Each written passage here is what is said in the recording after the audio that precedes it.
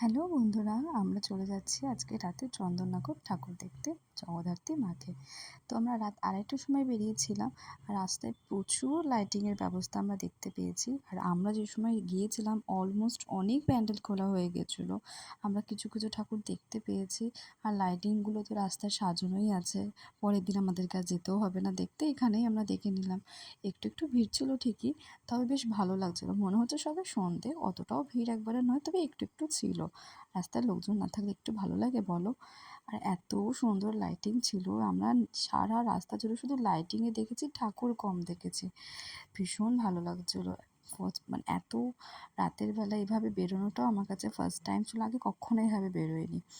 তো আমরা প্রথমে যেখানে গিয়েছিলাম সেটা হচ্ছে তেঁতুলতলা মায়ের বুড়ি মায়ের কাছে। আর এত সুন্দর পরিবেশটা ছিল, আমার কাছে এটা ফার্স্ট টাইম, আমি কখনো এখানে আসিনি। এখানে ভীষণ ভালো লাগছিলো মায়ের কাছে, নিজের মনের কথাও বললাম।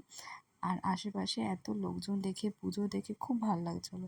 তারপরে আরও একটা জায়গায় গেছি, আমার ঠিক নাম জানা নেই, তবে এখানেও প্যান্ডেল প্রায় খোলা শুরু হয়ে গেছে।